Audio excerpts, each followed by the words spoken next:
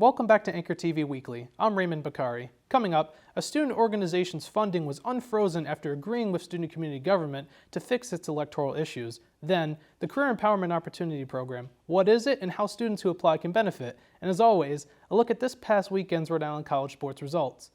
Our first story this afternoon, the Bistro is the place to be tonight for those who like to sing, write poetry, play an instrument, or even tell some jokes. An open mic night, sponsored by Student Activities, is scheduled from 6 p.m. to 8 p.m. Students interested in attending to support their fellow students or even be on the other side of the mic are welcome to do so with no signing up required. Also going on this week is a graduate school fair. Students thinking about pursuing grad school or even just curious about what programs RIC and other colleges offer are encouraged to attend. There will be program representatives from several different colleges, as well as RIC.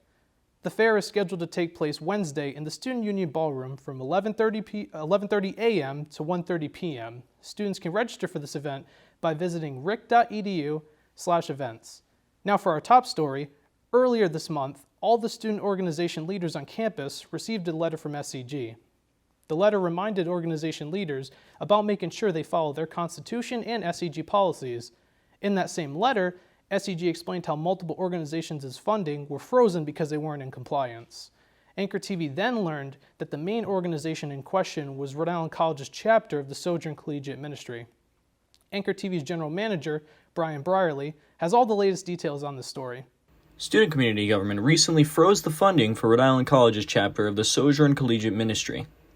Anchor TV caught up with SCG President Matthew Jakes to find out what caused the freezing of Sojourn's funding. With their elections, they've basically been selecting their officers without any student representation in those votes, like when it's the students that should be selecting officers for their organization. Instead, what we've been seeing, it's clearly that we have an outside group of individuals, great people by the way, but that does not give them the right to select officers on our campus. SCG first discovered this after members of Sojourn brought this up to them.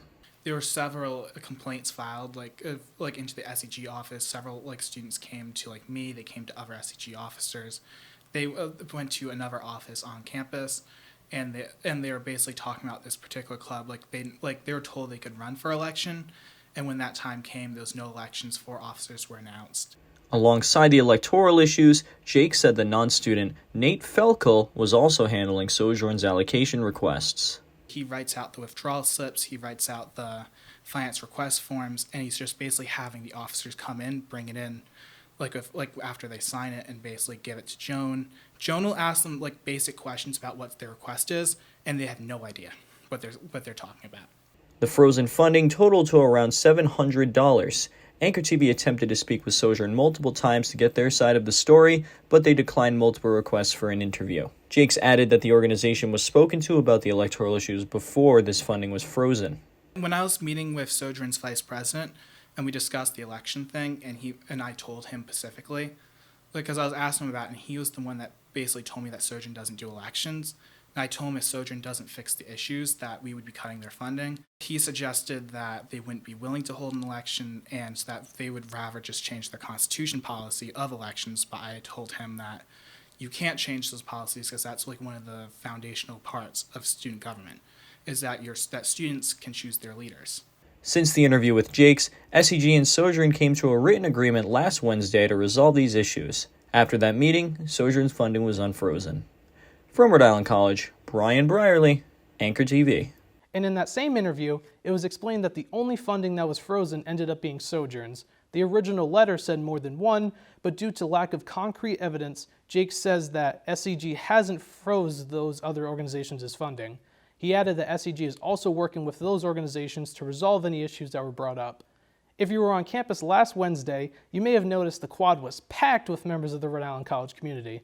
That's because Wednesday was a ceremonial signing by Governor Dan McKee for the Hope Scholarship, which provides 2 years tuition free for students at RIC. Interim RIC President Dr. Jack Warner and McKee were joined by several state leaders, all of whom gave remarks. Titan's son, who is a recipient of the Hope Scholarship, also gave a speech about how the scholarship has benefited him so far. Students who want to learn more about the scholarship and to see if they're eligible can visit ric.edu/hope-scholarship. The ceremony and interviews Anchor TV did afterward with McKee, Sun, Warner, and more can be viewed in its entirety on our YouTube channel. And now it's time for a recap of this past weekend's Rick sports games from sports manager Isaac Bean, who is in studio. Isaac? Thank you, Raymond. Rhode Island College's women's tennis team has been on a roll as they close out the regular season. The Anchor women finished the season 11-2, winning their last 3 matches handily. The girls look to continue this momentum going into the Little East Championship semifinal Thursday in Providence. The women's soccer team, however, has been in a little bit of a slump. They started off on fire, but their last 5 games have been underwhelming. Losing 4 and tying 1 of the last 5 games, they've only scored 1 goal. Hopefully the girls can get back on track with a home game against Leslie University scheduled Wednesday at 4 p.m. The men's soccer team has been doing really well recently, and in their last 4 games, the Anchormen have won 2 games and tied for the other 2. In the last game they played, they tied with the United States Coastal Guard Academy. Their next game is versus Worcester State University Wednesday at 7 p.m. With both the girls and boys team having some games on Wednesday, Rick students should come to support the teams. In studio, Isaac Bean, Anchor TV. Back to you, Raymond. Thank you, Isaac. Every year, Rick's CEO program accepts applications for mentors and mentees. Applications for this year's cohort are now open. To learn more about this program that first began in 2020, I spoke with LeeShonel Ayala, who runs the program, and a current mentor and mentee. Rhode Island College's Career Empowerment Opportunity Program is accepting applications for both mentees and mentors. LeeShonel Ayala, Rick's Alumni Engagement and CEO Program Coordinator, explained what the program, which first started in 2020, consists of. It's a program designed to connect current students at Rhode Island College with a RIC alum, so someone who has graduated from Rhode Island College, a RIC alum who has experience in their field, and just to prepare the student for the workforce.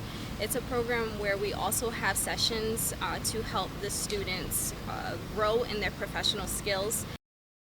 Ayala also highlighted how those who participate can gain networking opportunities. We had a student who attended the program last year, attended a lunch and learn, which is basically we go to visit a site off campus and learn about the organization there. So we went to CAP and they had basically told us about what they do as a nonprofit agency.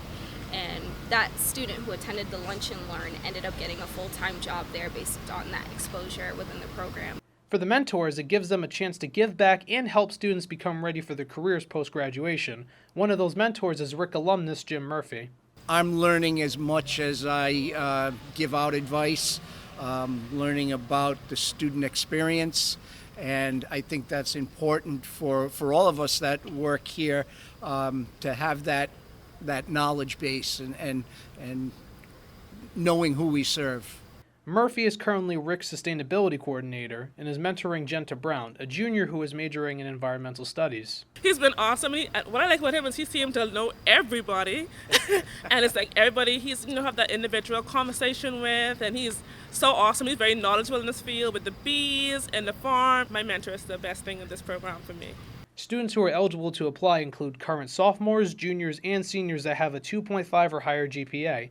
Those who are both eligible and interested can fill out an application online via RIC's Alumni Mentoring Program page. On our website, we have 2 buttons, one for the mentee application, one for the mentor application, where depending on who you are, you just click on it and then it'll lead you right to our application page. After you submit it, I will be notified and then I would follow up with you afterwards to schedule a Zoom interview. The application's deadline for mentees is on December 1st, and mentor applications are open year-round.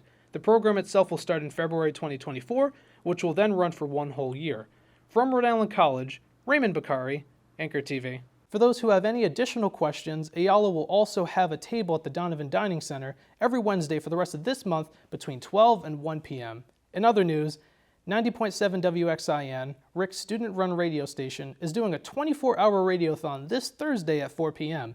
The radiothon will go until Friday at 4 p.m. And those who would like to tune in can do so either via FM radio, so long as you're within a mile's radius of campus, or on Twitch. WXIN's Twitch handle is Rick Radio Studio 01. Right after the radiothon will be WXIN's Radio for Riot showcase at 7 p.m. Friday. The event will see several bands performing right at the bistro.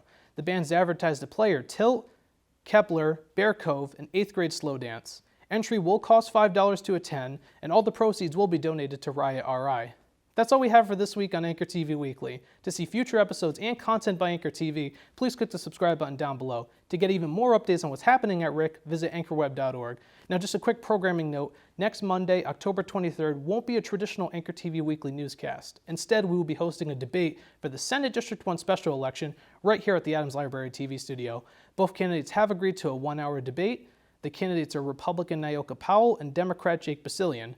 I will be moderating this debate with my good friend Ryan Lukowicz, who hosts the Behind the Candidates podcast. The debate itself will air Monday evening right on the Anchor TV YouTube channel, and an audio version will also be available on Lukowicz's podcast, which is available wherever you get your podcasts. From Providence, Rhode Island, I'm Raymond Baccari, and I'll see you next week.